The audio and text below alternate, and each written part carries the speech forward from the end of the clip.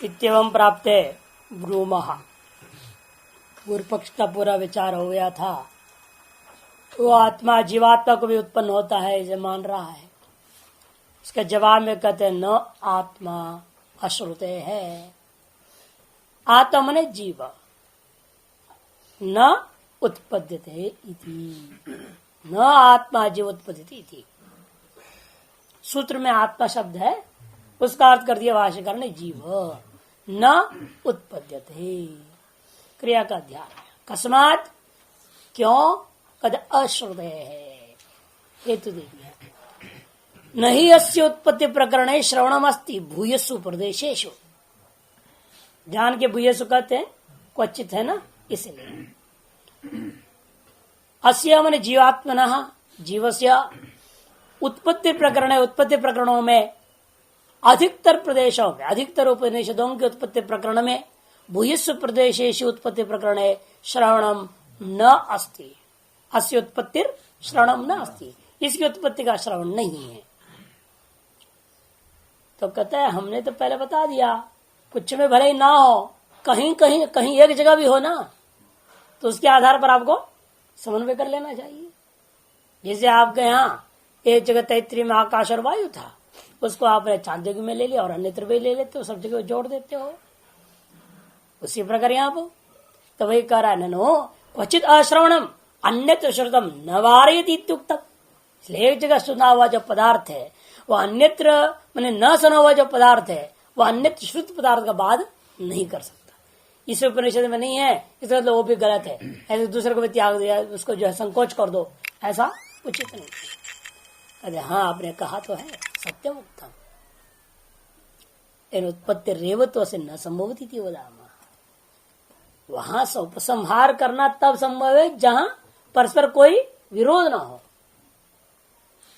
बाधकता ना हो। उसमें जिन वस्तुओं की उत्पत्ति की संभावना है उन सबको हम इकट्ठे कर सकते हैं।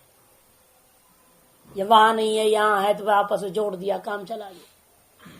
लेकिन जहां संभावना ही नहीं है वहां क्या करोगे? वहां उपसंहार का प्रसंग नहीं आएगा, वहां तो बाध करनी ही पड़ेगी। और बाध भी असंभव नहीं तो उसका अन्यार्थ स्वीकार करना पड़ेगा। प्रसंगानुसार प्रकरणानुसार ना उसको अन्यार्थ परख लेना पड़ेगा। वही कहते हैं सत्यम उत्तम किंतु अस्य उत्पत्ति रेव न संभवती थी वदामा। इसकी उत्पत्ति ही संभव नहीं, मेरा कहना है। क्यों उत्पत्ति संभव नहीं है? कस्मात नित्यत्व ताप्य। उन्हीं श्रुतियों के द्वारा नित्यत्व का भी प्रतिपादन हुआ है। च शब्दात अजत्वादिभ्य। च शब्द सूत्र में जो उसके आधार पर लेना, अजत्वादी धर्मों को लेकर के भी जीवात्मा को उत्पन्न नहीं माना जा सकता। नित्यत्व ही अस्य श्रुतिभ्य अवगम्यते। अस्य माने जीवात्मना, इस जीवात्मा का नित्यत्व श्रुतियों से निश्चय होता है। तथा अजत्तम अविकारित्वम अविकृत से ब्रह्मणो जीवात्मन अवस्थानम ब्रह्मात्मना च इति। इतना ही नहीं और भी 3-4 बातें सिद्ध हो रहे हैं। अजत्व अविकारित्व और अविकृत ब्रह्म ही जीवात्म रूपेण भी स्थित है और ब्रह्मात्म रूपेण भी स्थित है। यानी जब ब्रह्म जीवात्म में स्थित हो जाए तो ब्रह्म नहीं रह गया। जैसे दूध दही हो गया तो दूध नहीं रह जाता है ना। इसलिए दूध का विकारात्मना दही रूपेण जो अवस्थिति है उस स्थिति में दूध का दुग्धात्मना उपलब्ध नहीं हो पाएगा। वैसे यहां नहीं है। यह ब्रह्म अविकृत होकर के जीवात्म भावेण जब अवस्थित होगा उसी समय ब्रह्मात्म भाव से भी अवस्थित रहता है। यह बात स्पष्ट कहा हुआ है। न चैवम रूप से उत्पत्ति उपपदिते। एतादृश वस्तु की उत्पत्ति की कथा नहीं हो सकती। ता का श्रुतया, वे श्रुतियां कौन है हमें थोड़ा बताइए। जहां पर यह बात सिद्ध हो रहा है कि वह उत्पन्न नहीं होता और वह अज है, अविकारी है, इत्यादि बातें जो है वो किन श्रुतियों में कथित है। तब सुनाते एक एक करके।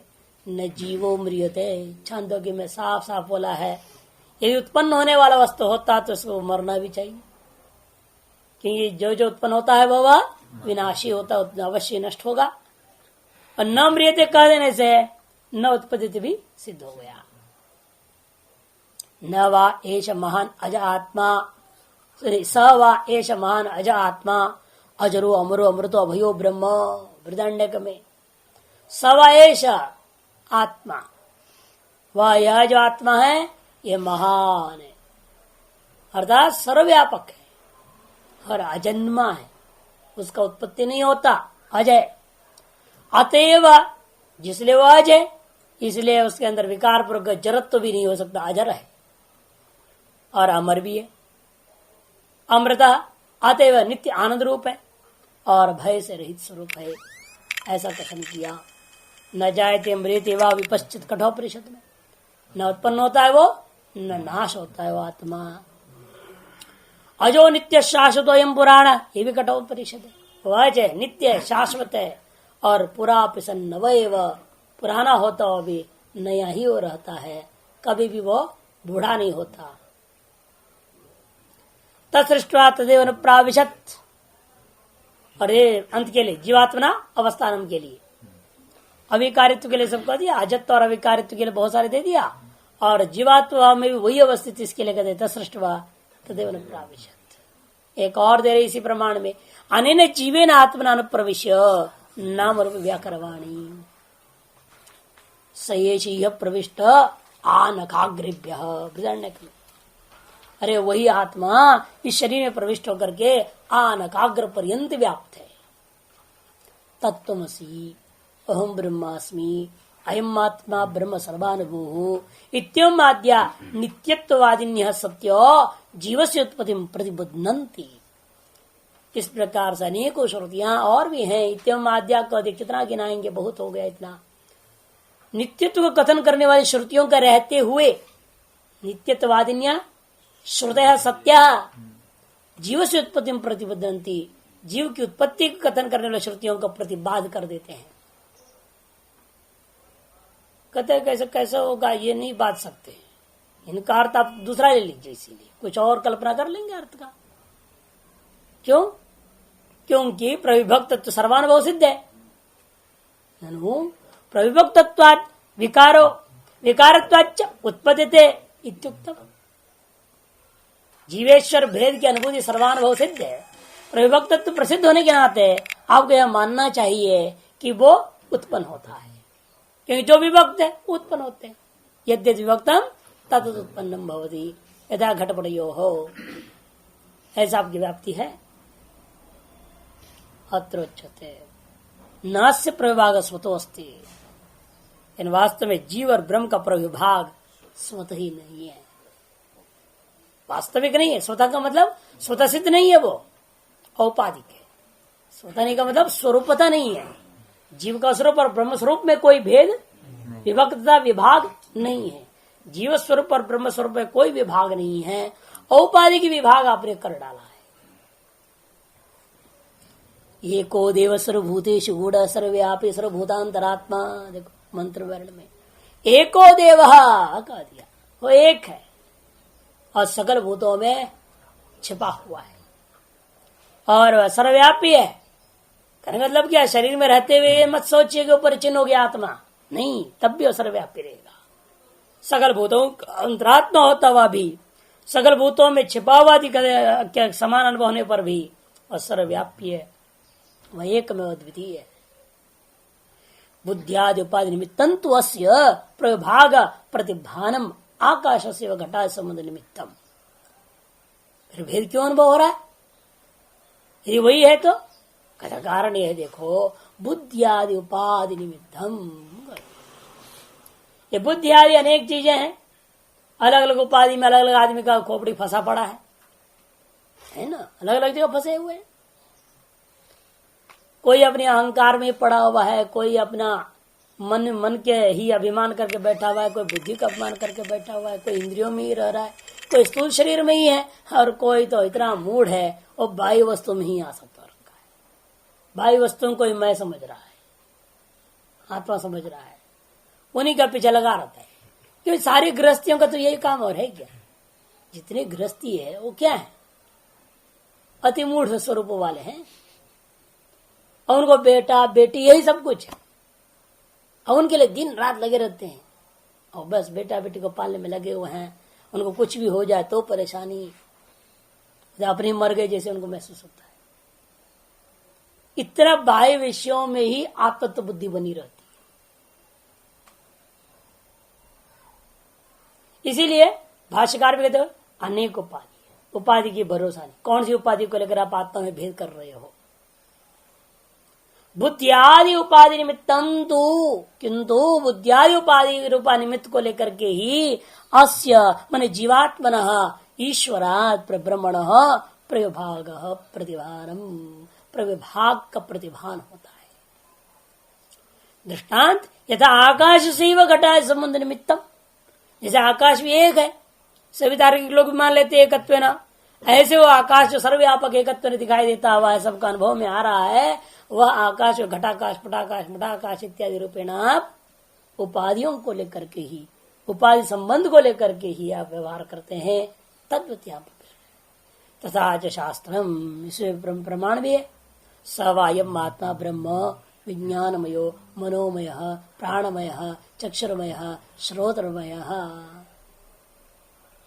वास्तव में ये उपाधियों को लेकर तत्तन्मय हो गया ना। ये जैसे कोई काम्य पुरुष के लिए बोल दिया जाता है ये स्त्रीमय है, स्त्रीमयो वयम जाल वहां प्रयोग होता है। ये 24 घंटा स्त्री का ही चिंतन कर रहा है तो स्त्रीमय हो गया। वो आगे कर रहे हैं, मूल में आ रहा है, भाष्यकार बोल रहे हैं, दृष्टांत में वही ले रहे हैं, लौकिक दृष्टांत कि ब्रह्म तो वही है, लेकिन विज्ञान संबंध हुआ तो विज्ञानमय हो गया, मन से संबंधित हुआ तो मनोमय, प्राण का संबंध हुआ तो प्राणमय, चक्षु संबंध हो गया तो चक्षुरमय, श्रोत्र संबंध हुआ तो श्रोत्रमय, इस तत्तन्मय होते जाता है। इत्यम आदि ब्रह्मण एव अविकृतस्य सतोपि एकस्य अनेक बुद्धियादिमयत्वं दर्शयति।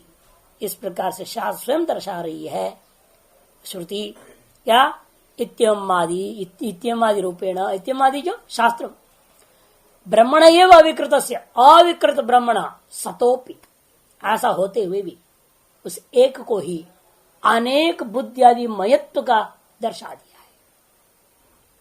तन्मयत्वं से विविक्त स्वरूप अनभिव्यक्त्या, और तन्मयत्व की बुद्धि क्यों हुई? कहते विविक्त स्वरूप की अनभिव्यक्ति होने से वह उसे भिन्न है। भिन्नत्व का जो अपने स्वरूपता भिन्न है, माने उपाधि का से वो अलग है, यह बात वो ग्रहण नहीं कर पाता है। विविक्त स्वरूप का अनभिव्यक्त्या, मैं अलग हूं, यह वस्तु अलग है, यह जब नहीं जानोगे आप तद वस्तु के रूप को ही प्राप्त कर जाओ, तन्मयता को प्राप्त कर जाओगे। ये तो ग्राह्य समापत्ति है। ग्राह्य समापत्ति यही है, आप उससे अभिन्न हो जा रहे हैं। भिन्न में अभिन्नता का बोध, फिर गड़बड़ है। ग्राह्य समापत्ति फिर तो बिल्कुल गड़बड़ है ना। आप पुत्रमय हो जाओ तो बेकार काम है। इसलिए पहले कह दिया सब बीज समाधियां हैं, सब वासना है इसमें, इससे मुक्ति का कोई सवाल नहीं है। इसलिए कहा गया है कि जितने भी ग्राही हो वो भी आपसे भिन्न है, ग्रहण हो वो भी आपसे भिन्न है, ग्रहिता है जो ये भी परिचिन्न है, परिकल्पित है। ये कोई भी समापत्ति आप जब तक करते रहोगे इनमें से किसी को भी वास्तविक पुरुष का अपने स्वरूप की ओर जब तक नहीं जाओगे तब तक सारी समाधि आपके लिए बेकार ही है। आगे कहेंगे निर्विचार भी, निर्बीज समाधियां भी बेकार है कि वो भी संस्कार बनाते हैं, वो भी संस्कार शेष को बनाते रहते हैं, लेकिन अलग है, अंतर है, सांसारिक विषय का नहीं है, ग्रहित्र विषय रहेगा, कोई बात नहीं। लेकिन फिर परिच्छिन्नता का ही तो भान है ना, वहां भी अपरिच्छिन्न स्वरूप का तो भान नहीं है। इसलिए वो भी जब नष्ट हो जाएगा तब धर्म एक समाधि, वो संस्कार को भी नष्ट करना है, समाधि संस्कार भी नष्ट होनी चाहिए। जगत संस्कार को जो समाधि ने नष्ट किया तो समाधि संस्कार को भी नाश करना पड़ेगा, उसको धर्म एक समाधि नाम से रख दिया। वही कविल्य प्रदाय का समापत्ति है। तो यहाँ पर भी एक तरह से दूसरी शब्दावली में कह रहे हैं तन्मयत्वं से विविक्त स्वरूप अनभिव्यक्त्या, विविक्त स्वरूप का अनभिव्यक्ति के द्वारा तदुपरक्त स्वरूपत्म, तदुपरक्त स्वरूप होकर के जैसा दृष्टांत है स्त्रीमयो जालमय इत्यादि द्रष्टव्य। जैसे लोक व्यवहार में कह दिए तो स्त्री मयो यंजाल काम जड़ हो गया इसकी खोपड़ी। दिन रात एक ही जिसका चिंतन स्त्री का ही चिंतन करता है, इसलिए ऐसे व्यक्ति को स्त्रीमय कह दिया जाता है। तद्वत आप ही समझ लीजिए। आप ये कह रहे यद्यपि क्वचित अस्सी उत्पत्ति प्रलय श्रवण, लेकिन कहते फिर उनका क्या करोगे? कहीं कहीं उत्पत्ति का तो श्रवण है, अग्निर्विचलिंगा विचरंती था कह दिया है, तो वो क्या करोगे? कहते जहां कहीं भी थोड़ा बहुत किसी श्रुति में उत्पत्ति और प्रलय का जो श्रवण हुआ है, तदपि अतीव उपाधि संबंधात नेतव्य, उसको भी घटा देना। उपाधियों के साथ संबंध को लेकर के ही वहां उत्पत्ति और प्रलय का कथन हुआ है, समझना। ताजा अध्यास हो गया, उपाधि की उत्पत्ति हुई तो आपने कहा जीव की उत्पत्ति है, उपाधि मर गया तो जीव मर गया। ये व्यवहार जो है औपाधि की ही है, उपाधि निमित्त तक ही उत्पत्ति और प्रलय समझना चाहिए। उपाध्युत्पत्त्या अस्य उत्पत्ति तत्प्रलय च प्रलय इति, उपाधि की उत्पत्ति को लेकर के जीव की उत्पत्ति का व्यवहार और उपाधि का प्रलय होने पर जीव की जो है प्रलय का व्यवहार हो जाएगा। यह बात भी स्वयं अन्यत्र श्रुति में दिखाया। तथा च दर्शयति बृहदारण्यक में प्रज्ञान घन एव एतेभ्यो भूतेभ्यो समुत्थाय तान्यव अनुविनश्यति न प्रत्य संज्ञास्ति थी। याज्ञवल्क्य मैत्रेय को समझा रहा है, अरे तो प्रज्ञान घनी है, वास्तव में न जीता है न मरता है। भूतों के द्वारा यह प्रज्ञान घने समुत्थान अभिव्यक्त होकर के उन भूतों के नाश के साथ साथ अपने आप को नष्ट के समान मानता है, लेकिन वास्तव में इसका मरणानंतर भी इसलिए संज्ञा भी नहीं रह जाती। न प्रत्य संज्ञा अस्ति भूतेभ्य समुत्थाय एतेभ्य भूतेभ्य, यद्यपि आत्मा प्रज्ञान घन है, फिर भी इन भूतों से उठ करके जब तान्येव अनुविनश्यति, उनके नष्ट होने से उसका पिछड़ चलता ये भी नष्ट हो गया। लेकिन वास्तव में प्रेत्य मरने के बाद इसका संज्ञा तक भी नहीं रह जाता, नहीं रहती। ये श्रुति साफ कर रही है। अर्थात उपाधि नष्ट हुआ, उपाधि के साथ तो संज्ञा भी खत्म हो गया। लोगों को लगता है बाद नाम रह जाता है, भूत लोगों का नाम, लेकिन कितनों का नाम आपके पास याद है? अरबों की संख्या में पैदा हुए और चले गए, है कि नहीं? सबका नाम कहाँ याद है? जो इतिहास के ग्रंथों में कहीं इधर उधर नाम लिख दिया है, जितना उतना है, जो पढ़ लेता है उसको मालूम है। उससे अतिरिक्त जानता अपने को वंश का पूछो, पिताजी का नाम क्या है, सब बता देंगे। हाँ ये दादा का नाम तो भी बता देंगे बहुत लोग, पर दादा तो कोई कोई बता देगा। उससे और आगे कहते हैं हमको मालूम नहीं, किसी को याद नहीं है। उससे ऊपर का 3 पीढ़ी को 3 ही तक जाएंगे अधिक से अधिक, 34 से ऊपर किसी को मालूम नहीं, तो किसको याद रहता है? संज्ञा कहाँ रह गया? इसलिए वास्तव में रहता ही नहीं है। लगता है मरने के बाद कुछ समय तक है कि बेटा नाम ले रहा है, तर्पण वर्पण कर रहा है, तब तो चल रहा है, तो उसके बाद कौन याद रखेगा? विदेशों में तो यही पता नहीं किसके बाप का बच्चा है। ऐसे बहुत केसेस है, उन्हें तो बाप का ही पता नहीं है, तो दादा कहां से पता चलेगा, दूसरा क्या पता चलना है? न प्रत्य संज्ञा से बात बिल्कुल सच है। यदि तथा उपाधि प्रलय एव अयम न आत्मविलय, तदपि इसलिए उपाधि का ही प्रलय है, यह वास्तव में आत्मा का प्रलय नहीं है। अत्रैव मां भगवान मोहांतम आपी पदन नवाहम इम विजानामि न प्रत्य संज्ञा स्थिति। तो मैत्रेय कहते महाराज आपने तो हमको यह मोह में डाल दिया, ये कैसा होगा? संज्ञा भी नहीं रहेगा, ऐसे कैसे हो सकता है? नवाहम इमम विजानामि, यह बात मेरे को समझ में नहीं आ रहा है कि ये जो आपने कह दिया अंत में न प्रत्य संज्ञा स्थिति। मैत्रेय बात पूछी पृष्ठ पूर्वकम प्रतिपादयति, उसका प्रतिपादन किया। नवारे हम मोहम ब्रवीमि अविनाशी वारेयम आत्मा अनुच्छिद्य धर्मा मात्रा संस्पर्शस्तोस्य भवते।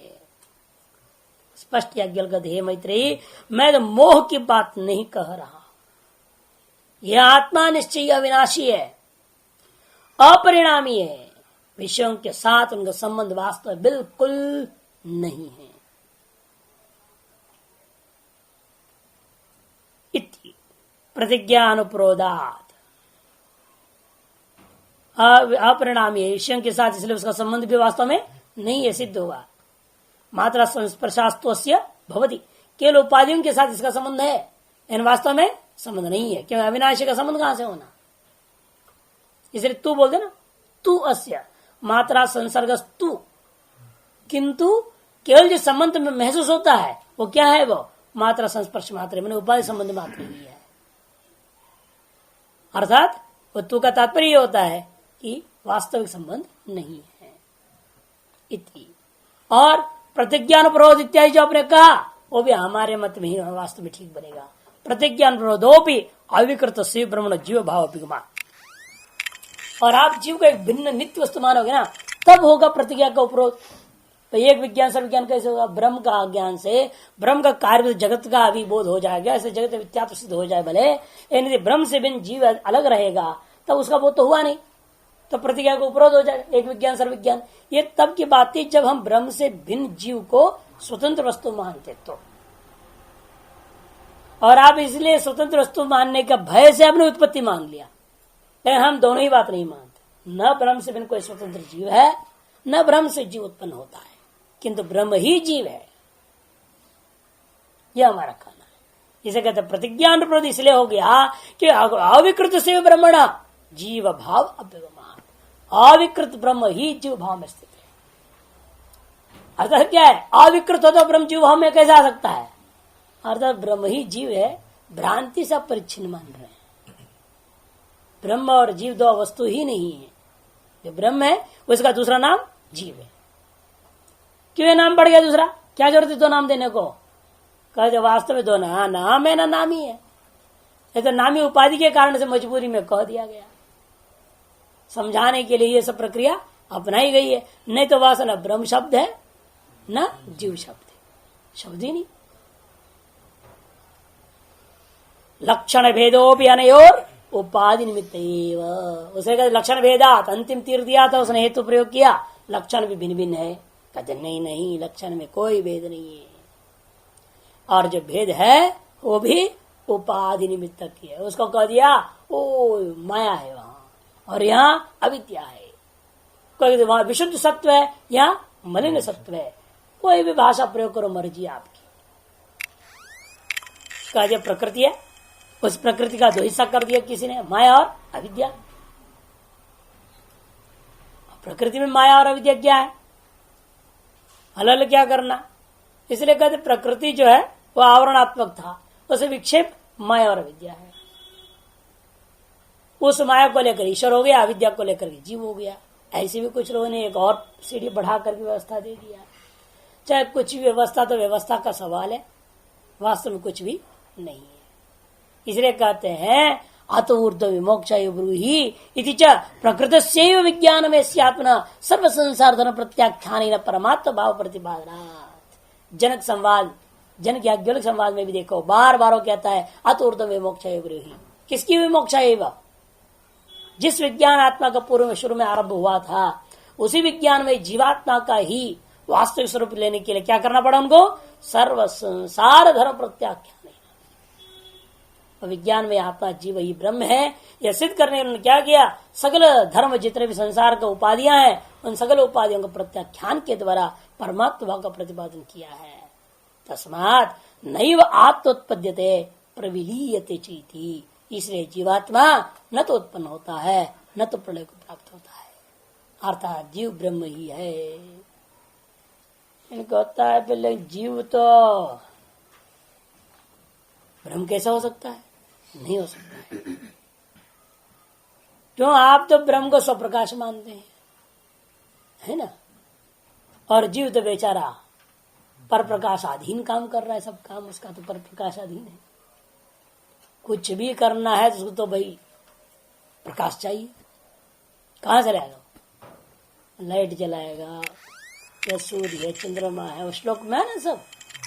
ज्योतिर्ब्राह्मण के अगर बना हुआ एक श्लोक में साफ बोला है, दिन में सूर्य से, रात में चंद्रमा, दीपक आदि से, है ना, किन ज्योतिषते भानुमान हनि में इत्यादि साफ है।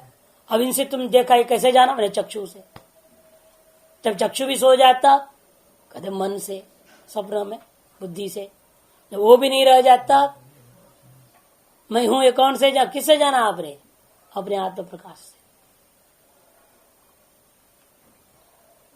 तो लेकिन पूर्व पक्षी कहता है देखो व्यवहार के अनुसार तो आत्म प्रकाश से अपने आप को जानो तो मानेगा नहीं, और सब कुछ जो हो रहा है वो बाह्य प्रकाश ही होता है।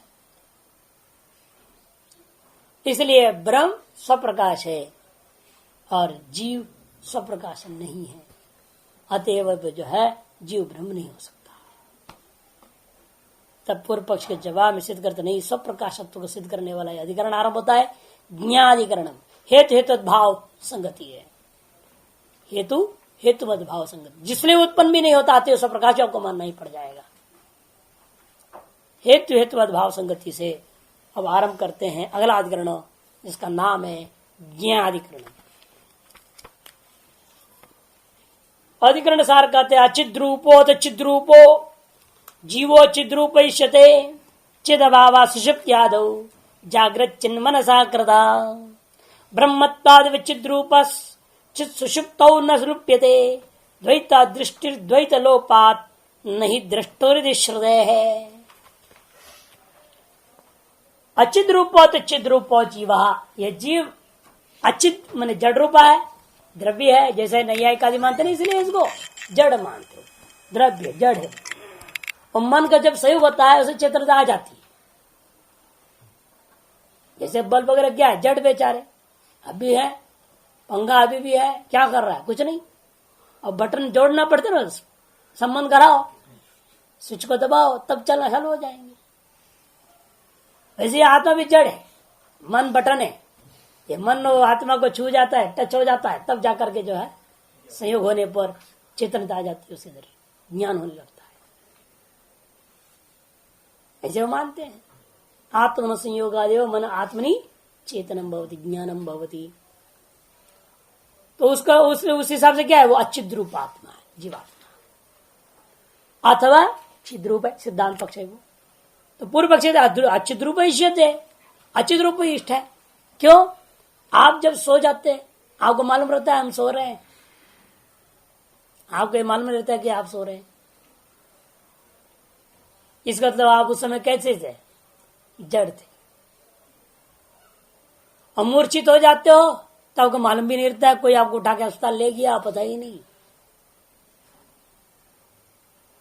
मूर्छित अवस्था में भी आप जड़ ही तो हैं।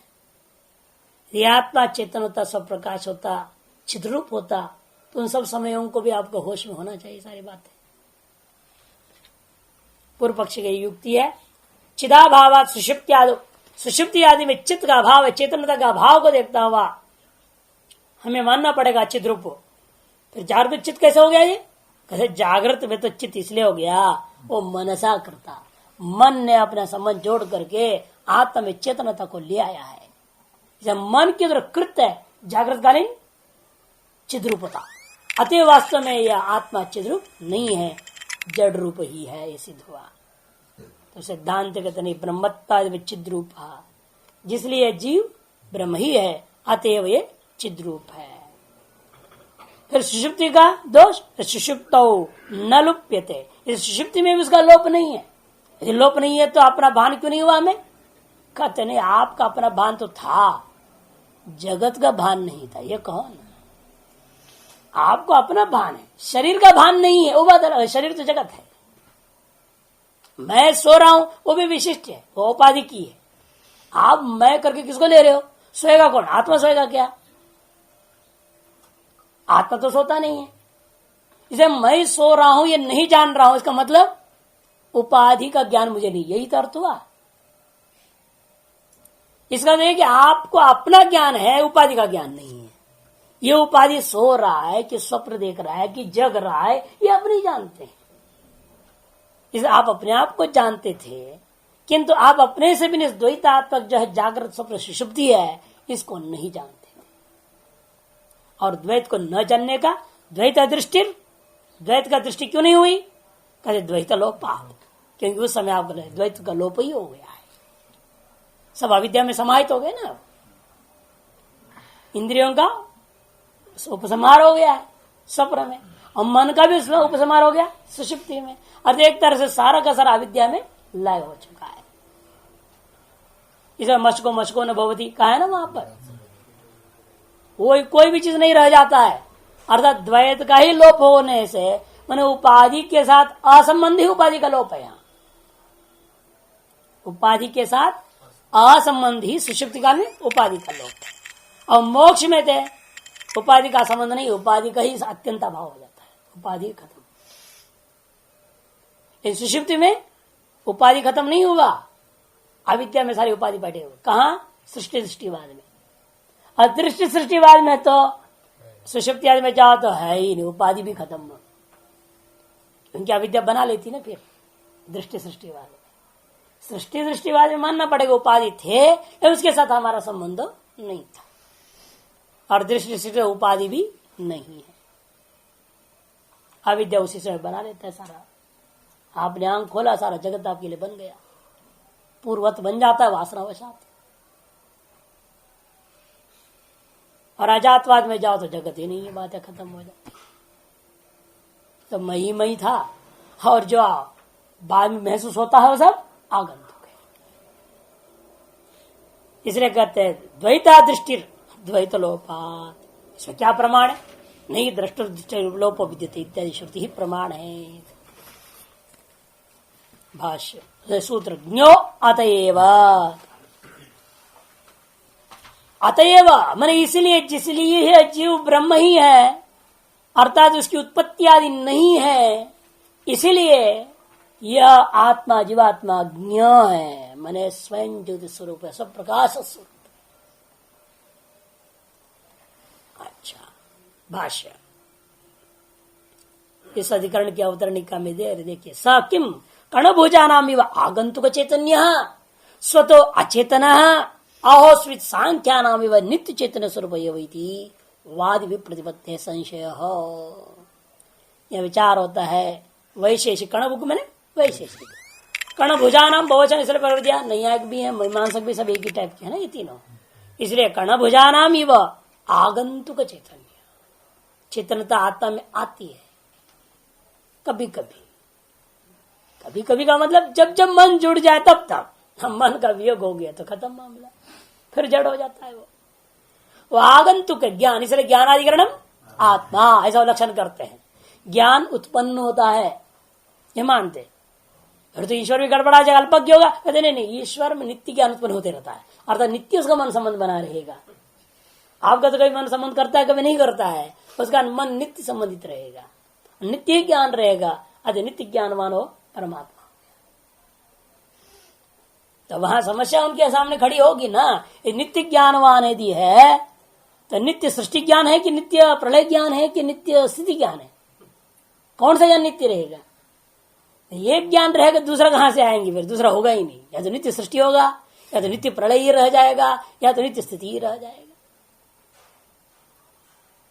समस्या है ना। तब वो कहते नहीं नहीं ऐसा है, नित्य ज्ञान है का मतलब एक विषय का ज्ञान नित्य नहीं है,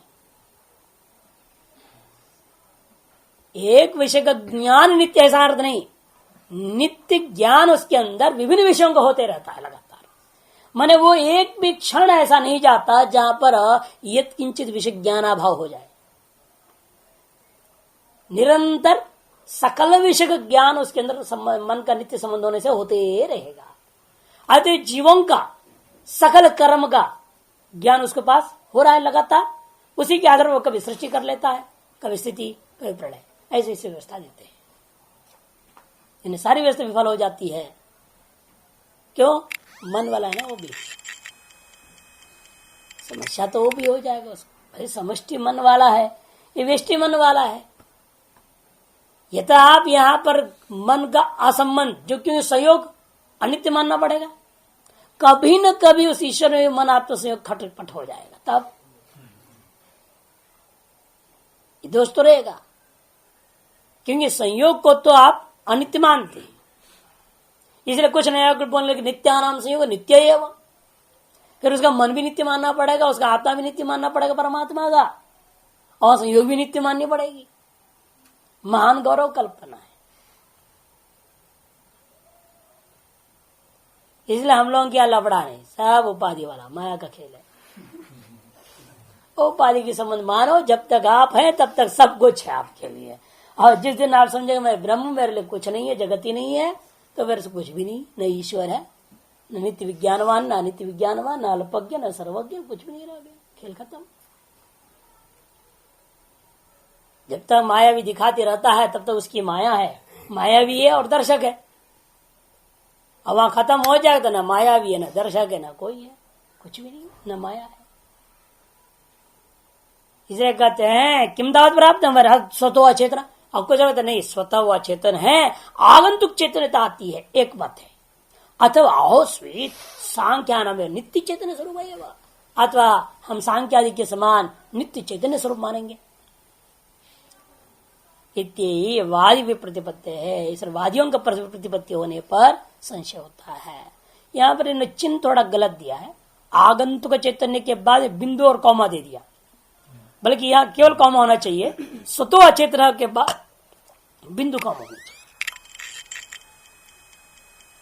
वहां तक एक ही पक्ष है नैयायिकों का, वो स्वतः चेतन नहीं है किंतु आगंतुक चेतन वाला है, अर्थात स्वतः अचेतन है। इसलिए अस्वीत करके दूसरा पक्ष सांख्य, तो सांख्यों में और वेदांति का आत्मस्वरूप में कोई भेद नहीं है।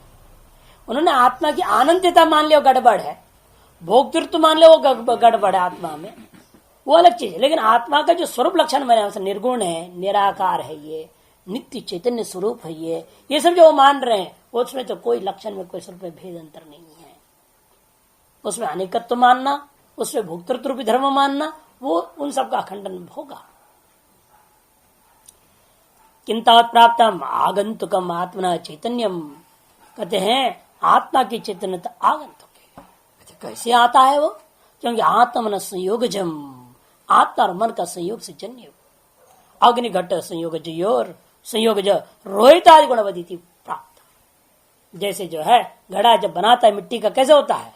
काला काला सा होता है वो, जब अग्नि में लगा, जब भट्टी में पकाया उसको तो लाल लाल हो जाता है।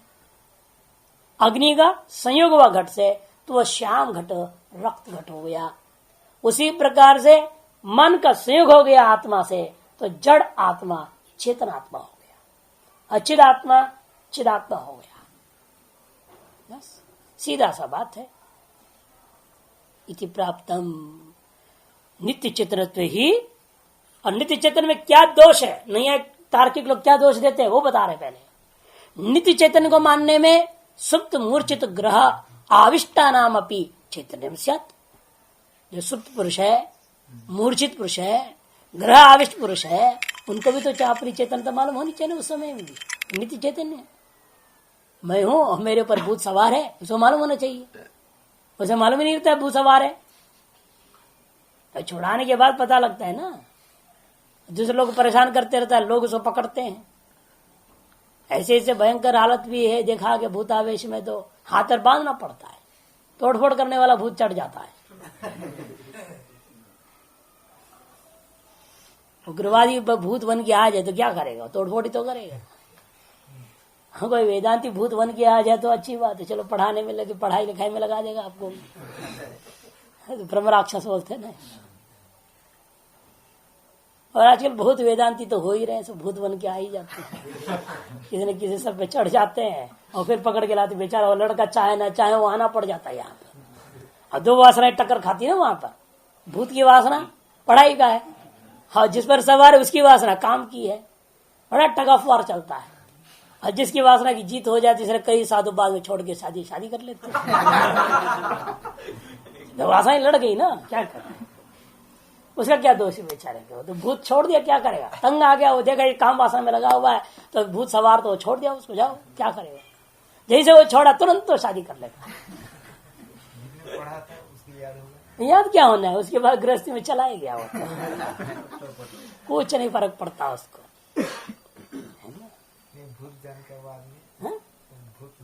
हाँ?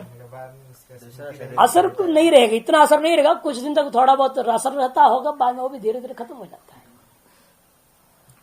कि शब्द तो इसके इंद्रियों के द्वारा ही तो गया, इसके हृदय में ही तो गया है, लेकिन टिकता नहीं समय से ज्यादा से। जैसे आप भूत भोजन खा लेता है दुनिया भर, फिर आप बाद में देखते भूख लगता है, खाया कहाँ गया सब, भूत खाया था, लेकिन उसका असर कुछ देर तक शरीर पर आपका थोड़ी देर तक लगेगा ही, कुछ खाया हुआ है, लेकिन बाद में देखते कुछ नहीं। उसी तरह सब चीज का एक संस्कार तो थोड़ा बहुत रहता है, लेकिन बाद वो भी खत्म हो जाती है। यदि भूत छूटने के बाद भी नहीं लगा रहेगा तो खत्म हो जाएगा जल्दी।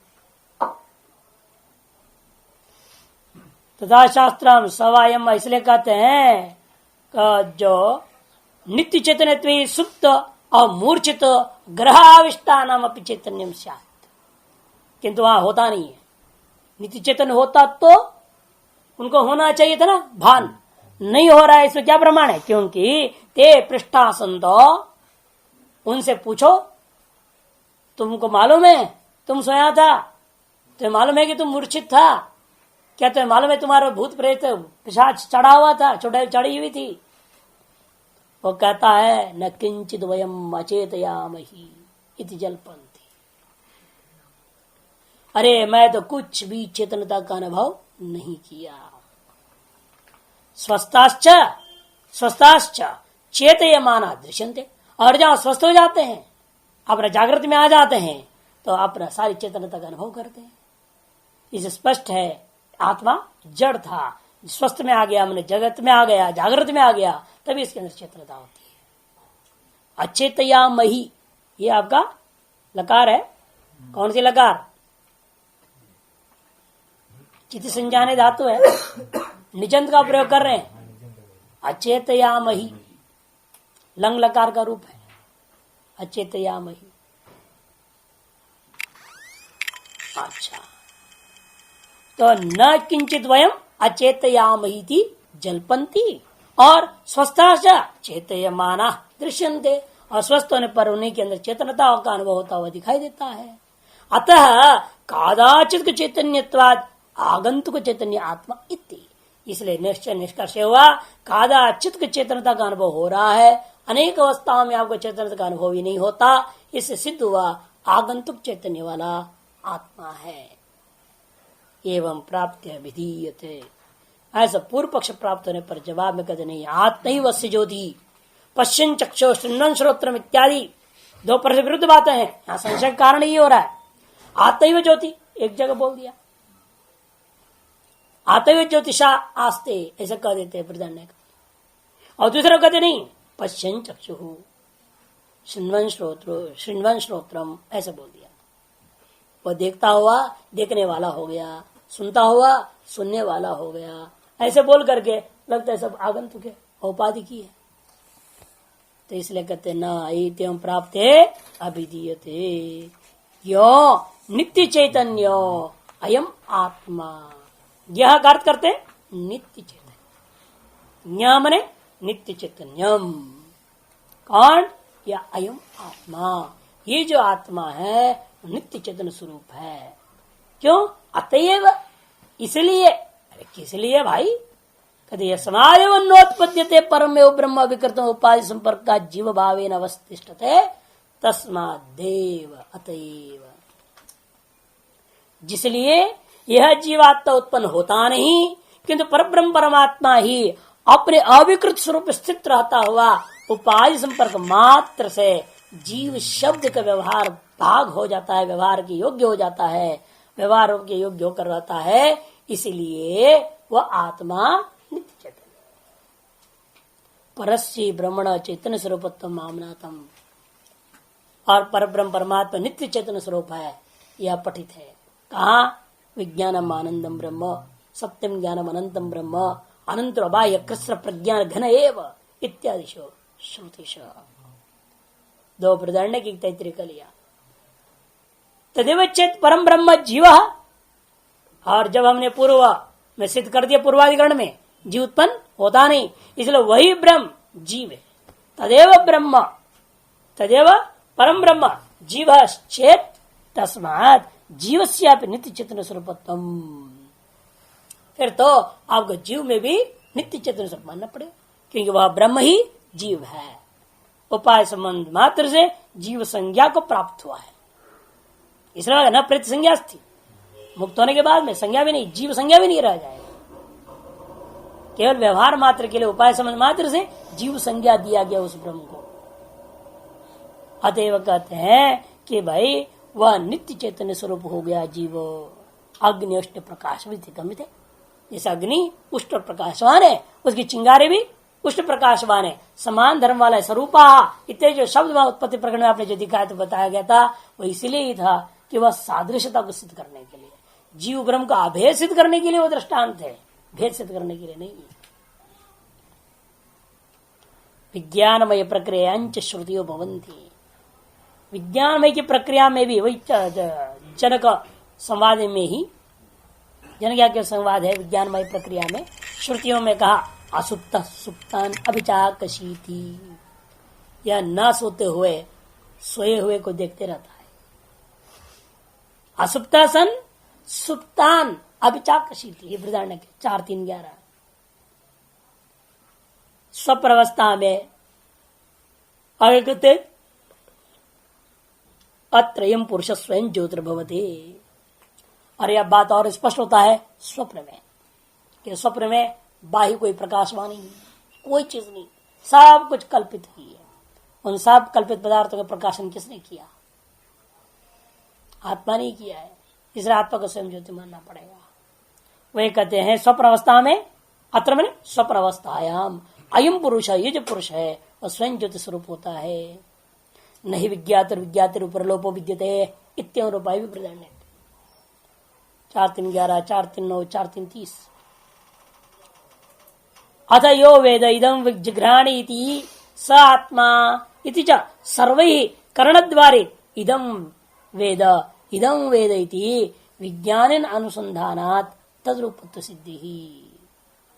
जिसलिए अथ यो वेद इदं जिघ्राणि इति, ये जो जान रहा है आत्मा कि मैंने इसको सूंघ कर जान लिया है, वह आत्मा ही है जो जानने वाला है।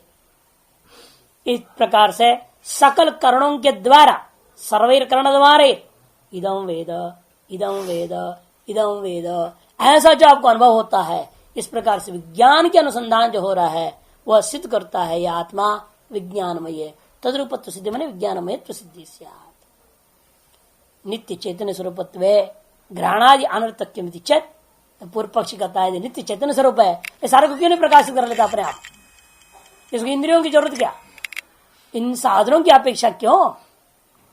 तब कहता है अच्छा कोई बात, इसके भी जवाब हमारे पास है। देखो नित्य चैतन्य स्वरूप होने के बाद घ्राणादि अनर्थक की बात है, क्या ऐसी बात नहीं है। इति चेत न, क्यों?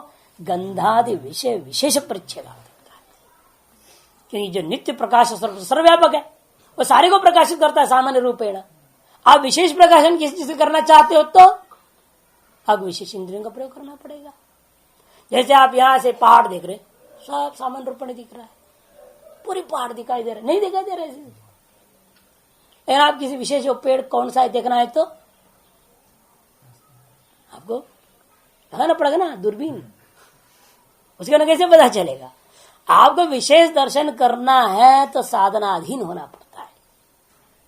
सामान्य दर्शन के लिए कोई साधन की जरूरत है ना। यथा बाह्य वस्तु में भी हम इन चक्षुओं से हम देख रहे हैं, दूरस्थ वस्तु के सामान्य बोध होने के लिए हमें अन्य विशेष साधनों की अपेक्षा नहीं होगी।